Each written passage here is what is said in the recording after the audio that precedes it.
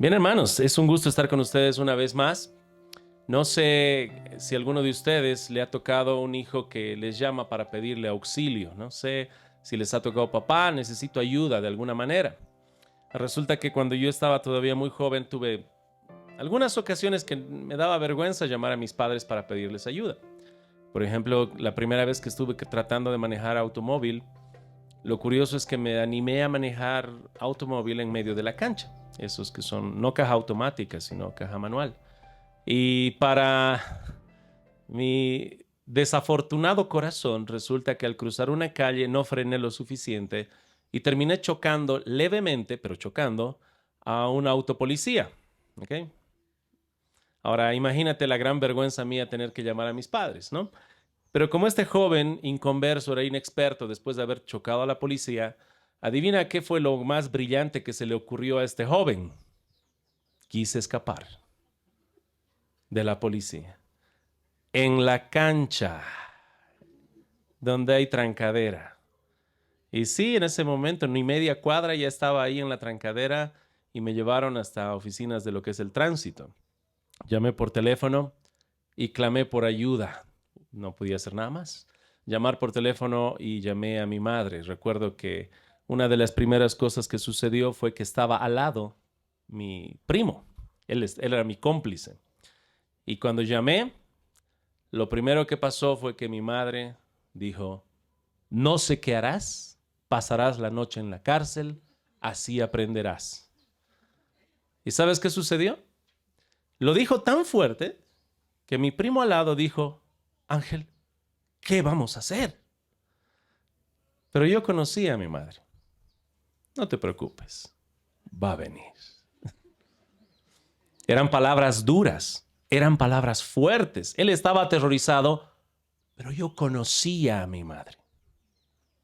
Y luego vino y pudo sacarnos de todo ese aprieto. El policía mostró, miren lo que han hecho nuestra patrulla, ¿no? Tampoco era gran cosa.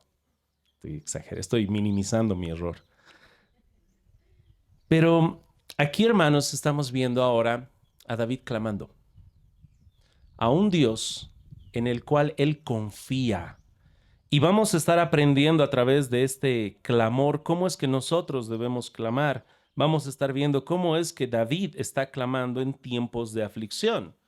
Y veamos, hermanos, lo que sucede. Miren lo que dice la palabra de Dios en el Salmo 27.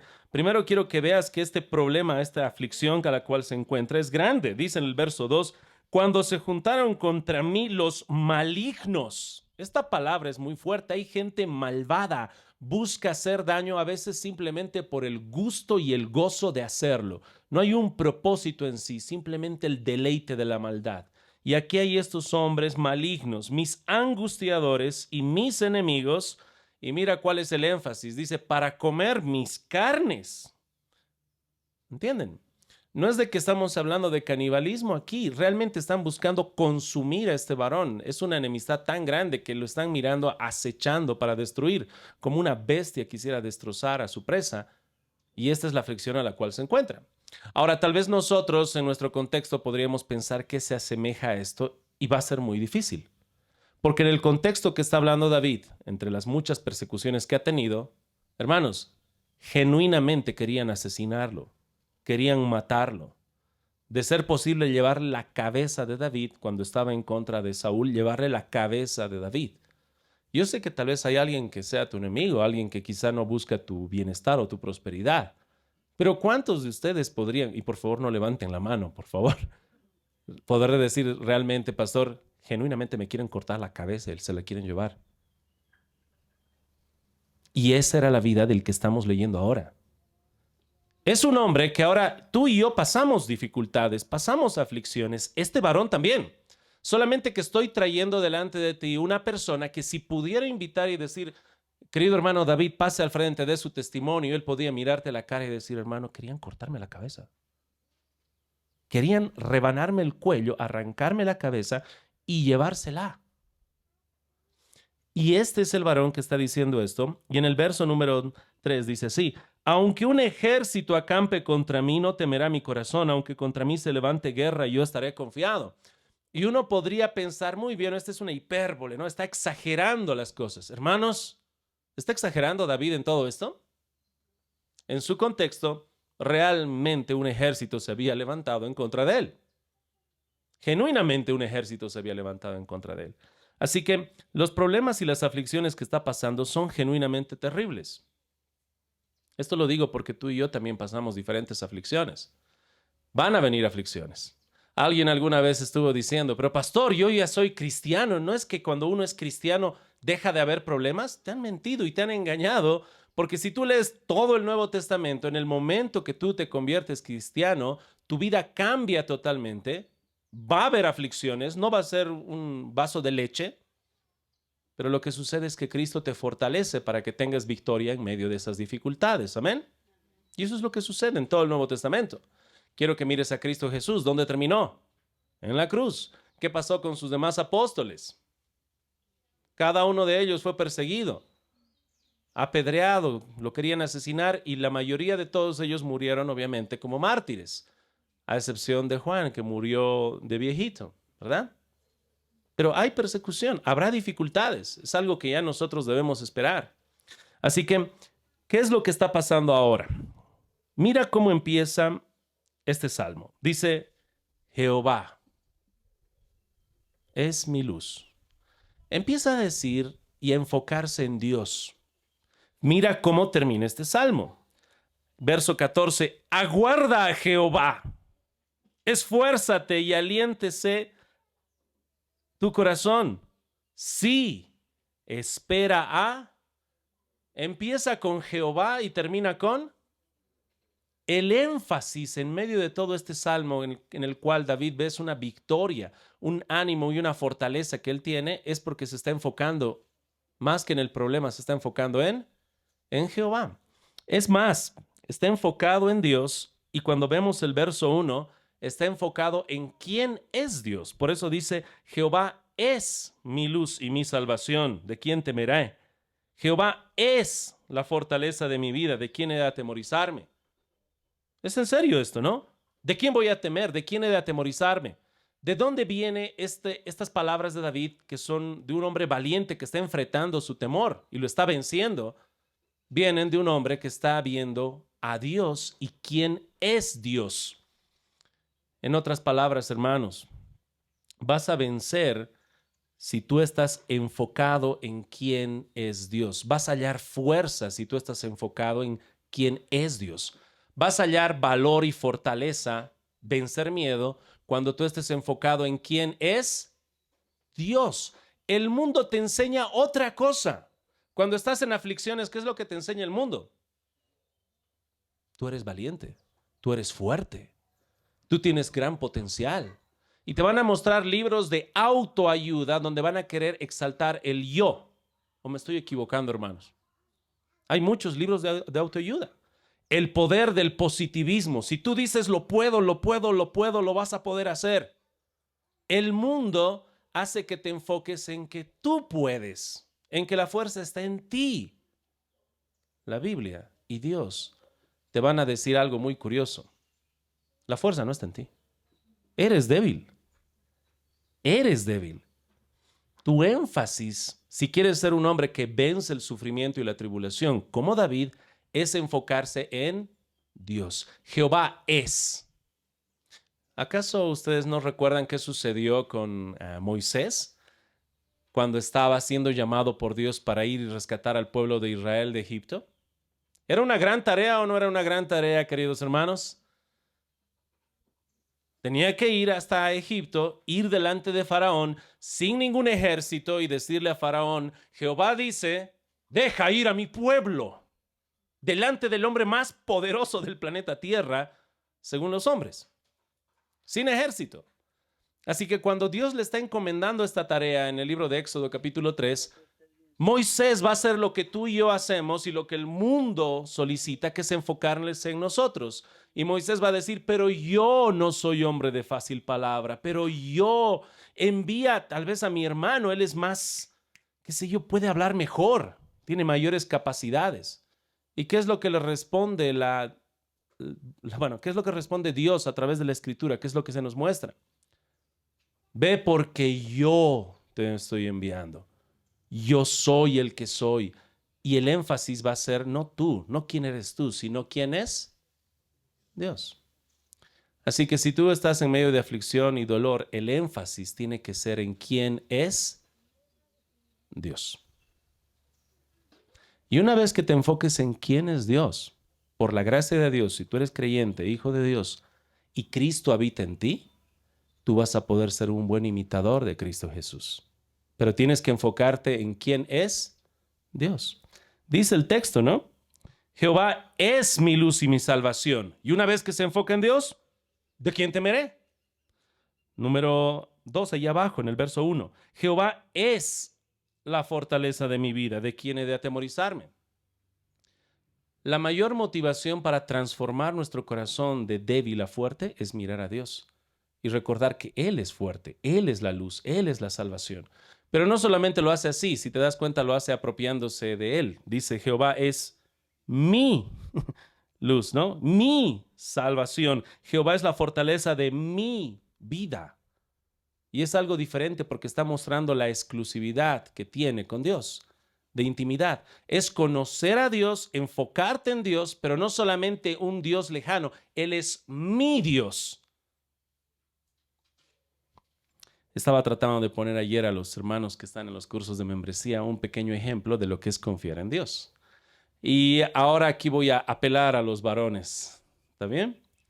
Resulta que estamos en una excursión y estamos cruzando un río un poquito peligroso, ¿ya? Y resulta que ahí anda una señorita, no voy a mencionar su nombre, una hermana, una señora casada. Y resulta que cuando la señora casada está por cruzar, hay 3 manos de 3 varones que le levantan y dicen, yo te ayudo a cruzar. Pero de esas 3 manos, solo una es la de su esposo. ¿Cuál es la mano que debería tomar? Bueno, van a empezar a debatir. Pues te digo algo, yo voy a extenderle la mano a mi madre y voy a mi esposa, y voy a agarrar y voy a empezar a quitar las otras manos. ¡Fuera! Yo voy a extenderle. Porque hay una exclusividad y ella va a confiar en mí. Y ella automáticamente al confiar en mí les está diciendo a los otros, muchas gracias, no. Y es por eso que cuando nosotros vemos el texto que va a decir, Jehová es mi luz y mi salvación, es esa exclusividad. Él es nuestra única salvación. El resto no. Mi confianza no está depositada en otras cosas. Mi confianza está depositada ¿en quién? En Dios. Pero hermanos, si queremos vencer lo que es la aflicción, tenemos que enfocarnos en Dios y quién es Dios. Esta es una fórmula que se realiza incluso en el Nuevo Testamento en muchas ocasiones. Déjame darte un ejemplo. ¿Está bien? En el libro de 2 de Corintios capítulo 8, si podemos ir brevemente. 2 Corintios capítulo número 8.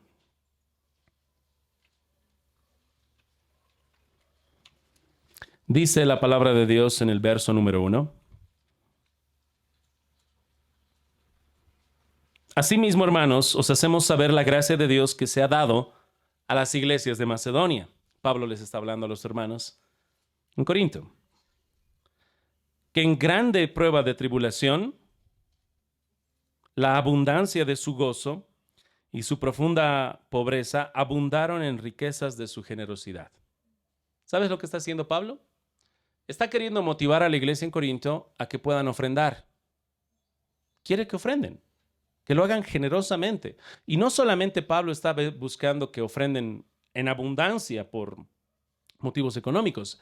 Él quiere que lo hagan de un corazón genuino. ¿Cómo puedes motivar a alguien a que ofrende de corazón genuino? Dime tú. ¿Cómo motivamos a ofrendar? O sea, hay un trabajo, hay un sacrificio semanal, sudor, ampollas o callos en las manos, y ahora de todo eso que estás ganando, tienes que tú ofrendar, regalar, dar gratis para un propósito bueno. Es un desafío grande. No sé si te ha tocado a ti trabajar con niños. Yo he estado trabajando con niños desde que eran pequeñitos mis hijos, y cuando se habla de las ofrendas era un poco incómodo. ¿Cuánto tienes? 10 bolivianos. Entonces, sería bueno que puedas ofrendar de esos 10 bolivianos. ¿Cuánto? 1. ¿Es mucho o es poco?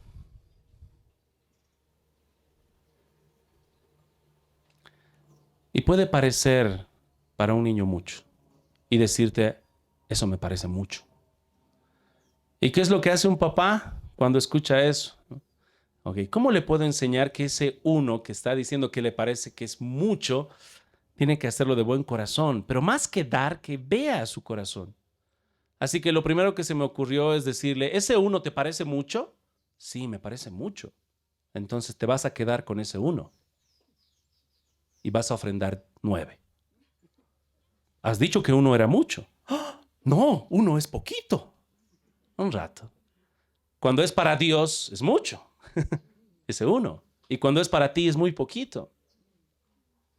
Y lo que Pablo está queriendo es que vean su corazón, que cambien su corazón, que ofrenden genuinamente cómo lo hace. Y una de las maneras que va a utilizar es decirle, ¿saben qué? En las iglesias de Macedonia han pasado por grande tribulación, hermanos. Les han quitado sus terrenos, les han quitado sus casas. Ha habido gente que ha muerto. Están perseguidos.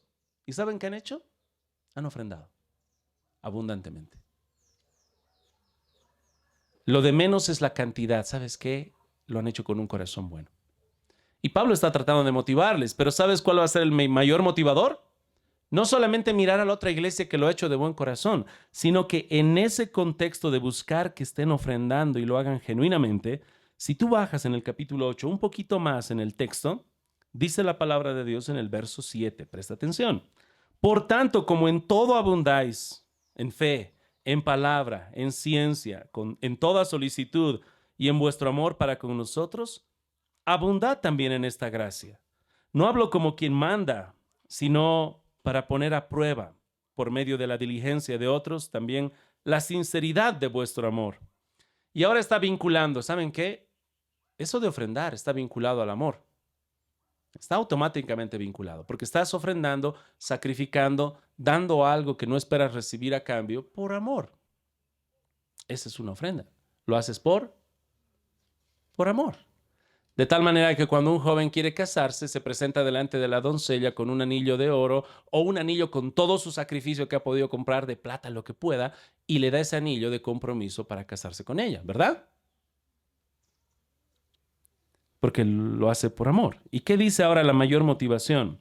Verso 9. Porque ya conocéis la gracia de nuestro Señor Jesucristo, que por amor a vosotros se hizo pobre, siendo rico, para que vosotros, con su pobreza, fueseis enriquecidos. ¿Cómo hago para transformar los corazones no generosos? Y Pablo dice, hay que enfocarnos en Dios. Miren a Cristo. Él se hizo pobre siendo rico por amor a ti. Y ahora lo que pasa es que esa palabra, enfocándose en Dios, va a buscar transformar estos corazones, a que nosotros hagamos lo mismo. Pero hermanos, una vez más, nos enfocamos en quién es Dios para que eso tenga un impacto en quiénes debemos ser nosotros, cómo debemos ser transformados. Es por eso que en todas las cartas vas a ver normalmente esta fórmula. Pablo enseñando de doctrina y luego hablando de la vida práctica. Pablo en Romanos desde el capítulo 1 hasta el capítulo 11 hablando de doctrina, la doctrina de salvación, cómo es que somos salvos. Ves doctrinas grandes de la predestinación de Dios, todo hermoso, y llegas al capítulo 12, por tanto, ¿no? Presentaos a vosotros como sacrificio vivo delante de Dios santo, ¿no? Una transformación. ¿Cómo es Dios? Para que luego, ¿cómo debemos ser nosotros? Y esto viene desde el libro de los Salmos, como te acabo de decir, hermanos. Tenemos que enfocarnos en quién es Dios para poder soportar esas aflicciones, hallar la fortaleza, el valor y la seguridad. Amén, hermanos. Entonces, ya saben, en medio de aflicciones, buscar, conocer quién es Dios y apropiarnos. Él es mi Dios. Y eso es lo que va a transformar tu corazón, hermano. Siguiente punto, quiero que vean lo que estamos, en este salmo, lo que va a pedir David. Dice la palabra así, bajamos un poquito en el Salmo 27, verso 4. Una cosa he demandado a Jehová. Esa palabra es muy interesante, ¿no? Un día me gustaría que uno de mis hijos se acerque a mí y diga, papi, he venido a demandarte algo. Yo, ok, ahora tienes mi atención. Y obviamente quizás sea una demanda justa, ¿no? Y amén. Y esta es una demanda muy, muy justa. Mira lo que le demanda a Jehová. Una cosa he demandado a Jehová, esta buscaré. Que esté yo en la casa de Jehová todos los días de mi vida para contemplar la hermosura de Jehová, para inquirir en su templo. Porque él me esconderá en su tabernáculo en el día del mal, me ocultará en lo reservado de su morada, sobre una roca me pondrá en alto. ¿Qué es lo que tú y yo pedimos cuando estamos en aflicción? Te repito, ¿qué es lo que tú y yo pedimos cuando estamos en aflicción? Cuando estamos en dolor. Vamos a ser más específicos. Vas al doctor y te da la peor noticia que te puedes imaginar de tu salud. Y vamos a ser honestos. En nuestra oración, una de las primeras cosas que pedimos es que Dios nos sane. Cuando estamos en un montón de deudas, dificultades y problemas económicos, una de las primeras cosas que pedimos es que Dios provea. Cuando un joven está sin casarse, solterito, el pobre varón, una de las primeras cosas que ora, ¿qué es? Señor, provee, ¿no? Veo a mis amigos casarse a diestra y siniestra, ¿no? Vemos un problema y buscamos la provisión. Ahora, lo curioso de esta oración es que ahora David dice, una cosa he demandado a Jehová. Ok, ¿cuál es? A ver, le va a pedir un ejército. Ya que hay otro ejército que lo persigue, le demandaré un ejército de santos. No. Va a demandar poder bélico, quizá armas modernas. No mucha gente, tal vez 300 solamente como Gedeón. 300 pero muy bravos para que puedan derrotar el ejército. ¿Eso pide? ¿Qué pide? ¿Qué está pidiendo, hermanos, amigos? Un varón que realmente quieren ejecutarlo. Ejércitos reales lo quieren ejecutar. Y lo que pide es la presencia de Dios. ¿Por qué será que desfallecemos y desmayamos y este varón no? Porque él está pidiendo lo correcto. Nosotros pedimos en muchos casos salir del problema. Lo que David está pidiendo es la presencia de Dios para soportar el problema. No está pidiendo salir, está pidiendo fortalecerse en Jehová, hallar su refugio en Él. Y esa es la gran diferencia. ¿Te digo algo? ¿Te soy honesto? Si hay aquí alguien que por alguna razón, Dios te ha, por si acaso no sé esto, pero si el día de hoy, esta semana, alguien te ha ido al doctor y te han dicho que tienes cáncer, y vamos a ser honestos, y oramos, y por la gracia de Dios esta semana, no porque hay ningún don de sanidad, pero si por la gracia de Dios oramos y Dios te quita el cáncer, ¿sería motivo de celebración, sí o no? Yo sería el primero en saltar de alegría. Pero ¿sabes qué? Igual te vas a morir. Pastor, no me digas, ¿sí? Pero es la realidad. Igual tú y yo nos vamos a morir. Solamente extendiste un poquito más tu periodo de expiración. Tenía que ser 1 año, ahora serán pues quizá 10. Pero todos vamos a morir. El sufrimiento por el cual estás, te digo, podrían sacarte de ese sufrimiento, pero va a venir otro. Va a venir otro. El único momento en el cual vamos a dejar el sufrimiento es cuando venga nuestro Señor en su segunda venida a reinar y tengamos cielos nuevos y tierra nueva. Amén. Y mientras tanto, aquí en la tierra, ¿qué va a haber? Aflicción. Así que si sales de una aflicción, te digo una cosa, vas a entrar a otra aflicción. Así que pedir solamente el salir de aflicción no es tan importante. Tenemos que pedir, obviamente, clamamos por eso, pero lo más importante es fortalecernos. Y así David está haciendo lo correcto. Está pidiendo, demandando esta presencia de Jehová. Y esta palabra demandar que se utiliza aquí es muy curiosa, ¿ya? Cuando a veces nosotros hacemos el análisis de las palabras, no solamente buscamos el diccionario, sino una manera de hacer un análisis del estudio de las palabras de la Biblia es ver el uso que se le da. Alguna vez te he puesto ese ejemplo, ¿no? No es solamente la palabra, sino el uso y el contexto. ¿Recuerdas el ejemplo que te daba siempre? Ahora lo voy a usar con mi hijita. Hijita, hermosa, estás yendo a la iglesia, qué bonita, te ves como una estrella. qué significa la estrella. Haz la etimología y el estudio de la palabra estrella. La palabra estrella significa enorme bola de gas que se está quemando. Le acaba de decir a su hija que es una enorme bola de gas que se está quemando. ¡Qué vergüenza! No, no. En el uso que se le da le estoy diciendo que es resplandeciente, brillante y hermosa, ¿verdad? La palabra que se está usando aquí para decir demandar es la misma palabra que se puede traducir como pedir, preguntar, inquirir. Una cosa he demandado, una cosa he pedido, una cosa he preguntado, una cosa estoy inquiriendo de Jehová. Que yo esté en la casa de Jehová todos los días de mi vida, esta buscaré. ¿Sabes dónde se usa por primera vez esta palabra? Se usa 2 veces en un mismo capítulo. Cuando en Génesis tienes un papá, que aquí tal vez hay muchos papás, que ve a su hijo soltero, como tal vez hay aquí muchos papás que ven a sus hijos solteros, y lo ve a su hijo soltero y miserable, triste y desgraciadamente soltero, y manda a su siervo y le dice, ve, vas a buscar una esposa para mi hijo. ¿De quién estoy hablando? Pastor, ese es Abraham, que busca una esposa para su hijo Isaac, y Dios provee a Rebeca. Amén.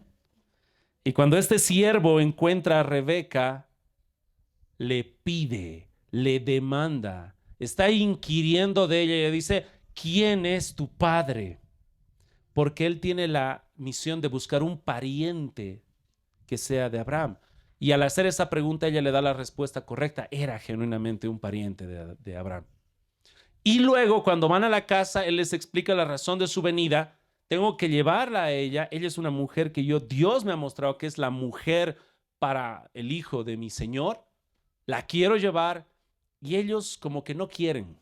Obviamente es un poco difícil dejar a Rebeca, dejar a esa muchacha, a la hija que aman tanto. ¿Y sabes qué es lo que dicen también ellos? Preguntémosle a ella, a ver qué quiere. Y está ahí otra vez la misma palabra. Preguntemos, demandemos, hay que inquirir a ella, a ver qué quiere. Así que es en un contexto donde se está preguntando, se está demandando, se quiere inquirir esa relación tan íntima que iba a haber entre Rebeca e Isaac. Y aquí, hermanos, lo que estamos viendo de manera muy semejante es un varón que está demandando esa presencia de Jehová. Y es muy relevante, hermanos. Estamos hablando ahora de que no está pidiendo ejércitos, no pide la fuerza de Sansón, no está pidiendo armas bélicas modernas. Está hablando a continuación de manera curiosa del templo, del tabernáculo y de la morada de Dios. Dice la palabra de Dios así, que esté yo en la casa de Jehová todos los días de mi vida. Dice la palabra de Dios, para contemplar la hermosura de Jehová y para inquirir en su templo. Te repito, hermano, ¿para inquirir dónde? ¿Quién está realizando este salmo? ¿Quién es el autor? ¿Perdón? David es el autor, ¿verdad? Y está diciendo que quiere inquirir ¿en dónde? Pero ¿quién edificó el templo?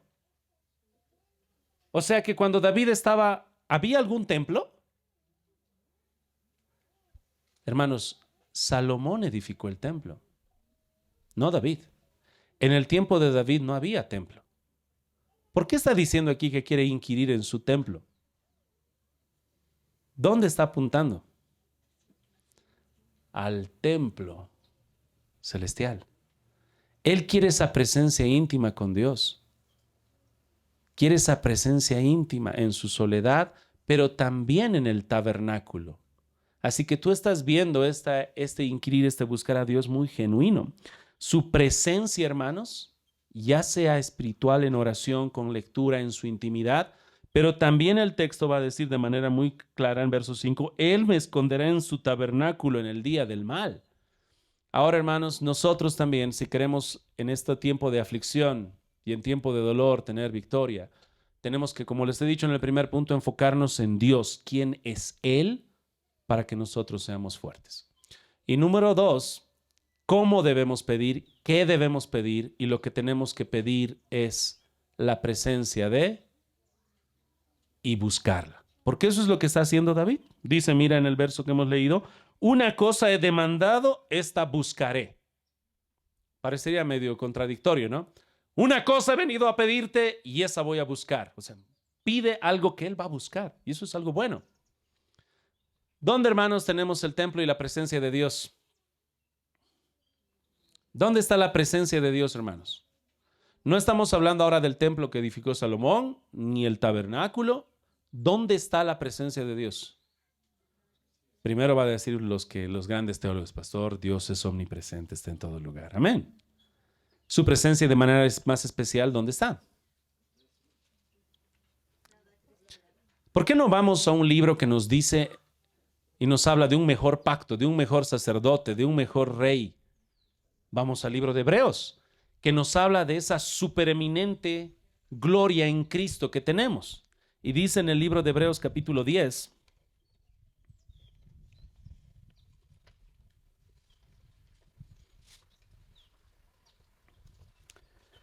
en el verso 19, pastor, entonces yo tengo que buscar su presencia en medio de la aflicción.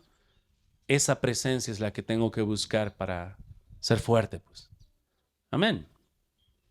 Verso 19 dice, Hebreos capítulo 10, verso 19. Así que, hermanos, teniendo libertad para entrar en el lugar santísimo por la sangre de Jesucristo.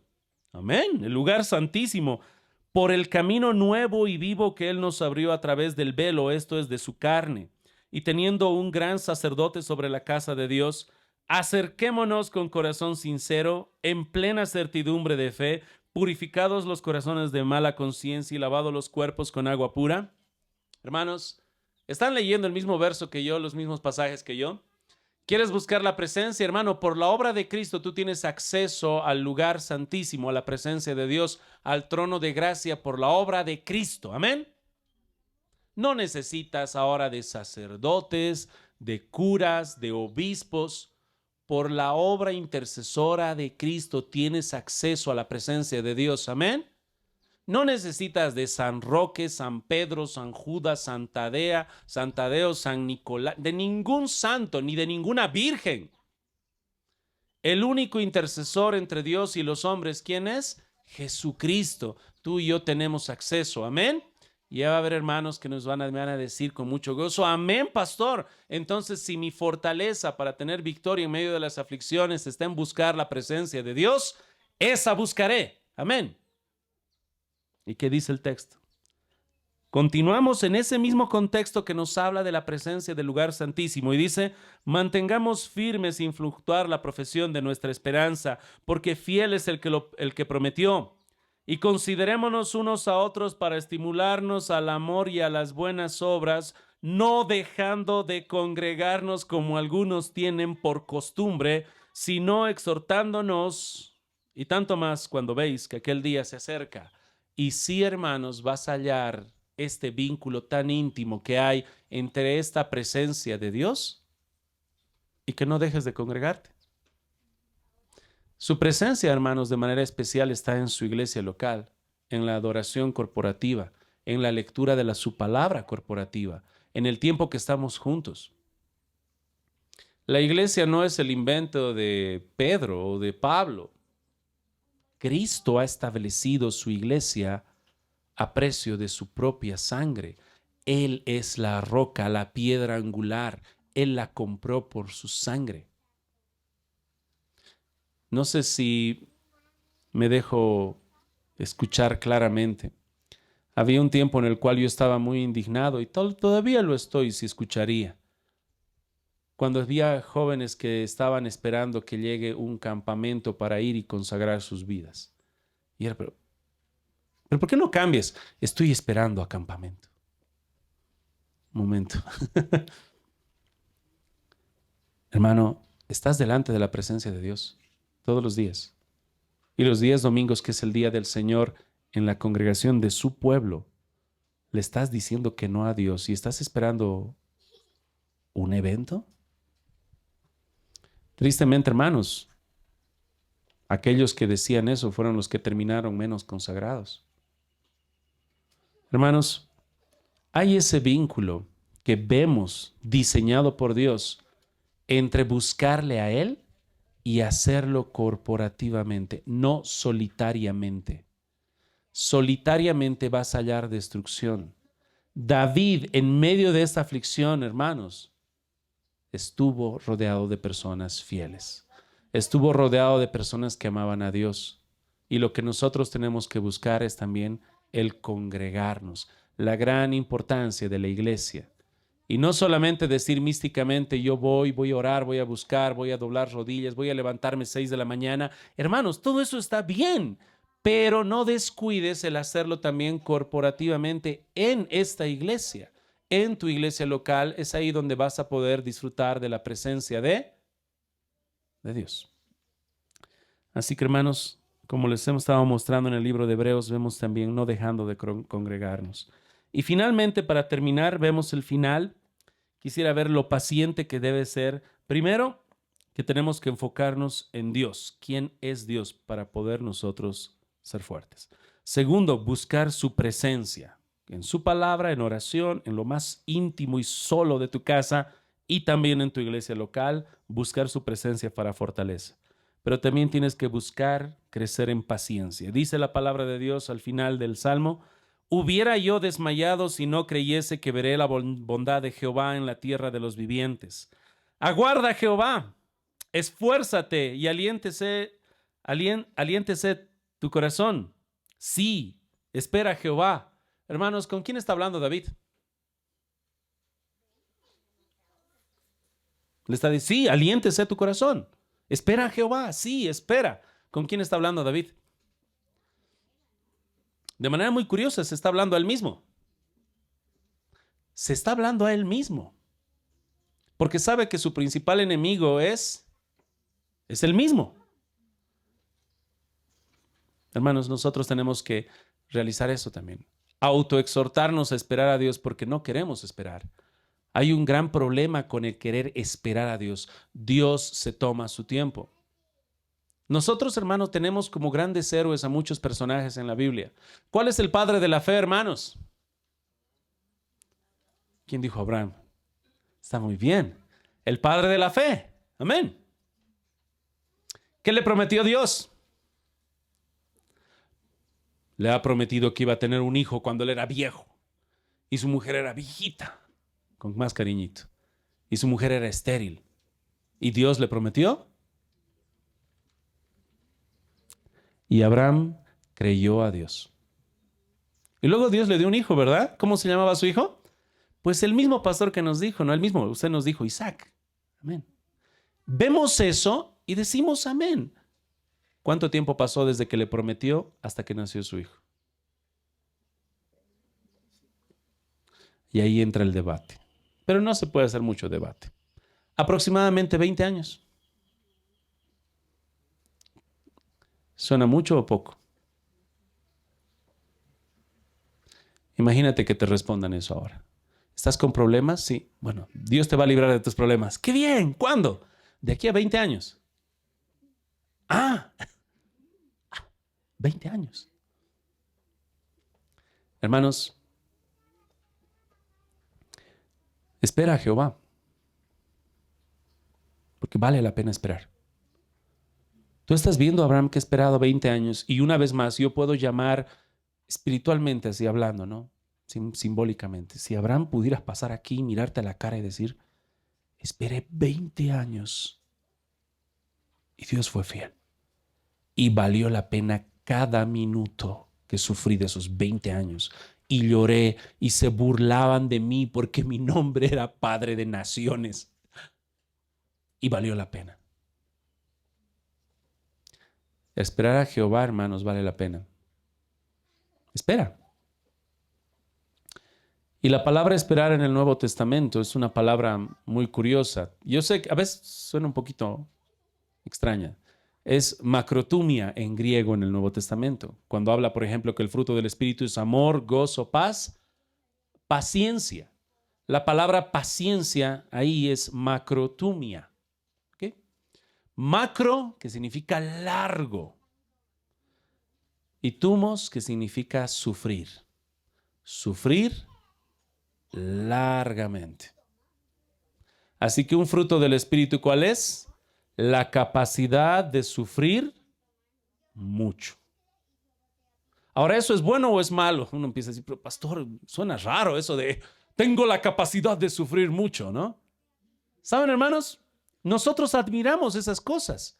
A ver, a alguien aquí que le guste motocross y diga, a mí me gusta motocross, pastor, pero a mí me gusta motocross enduro.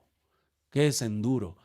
Que puedo agarrar la moto y es sin donde sea, por río, por piedra, por seco, por arena. Y admiramos, soporta largamente cualquier condición y obstáculo. Y nosotros decimos, wow.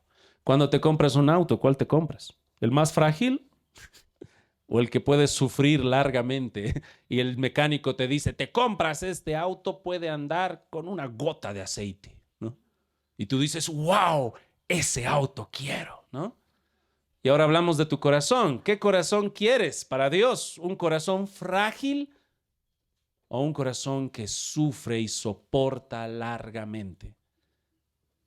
Y es ahí donde Dios está queriendo formar en ti, por su poder, por la obra del Espíritu Santo, por su palabra, al buscar su presencia, un corazón que tenga ese fruto de paciencia, que sufre largamente, porque está confiando en Dios, está esperando en Dios. Queridos hermanos, se van a dar cuenta que Dios nos está hablando a través del libro de los Salmos y estamos hablando bastante de aflicción. ¿Por qué será? ¿Será que es un accidente? Yo creo que no. Yo creo que hay diferentes aflicciones y problemas, dificultades dentro de nuestra congregación íntimas, que tal vez tú no cuentas a nadie. Pero Dios te está dando las herramientas para que tú puedas estar siendo más fuerte en medio de esas aflicciones. Primero, enfocándote en quién es Él, no quién eres tú. Y segundo, bueno, pues buscando su presencia.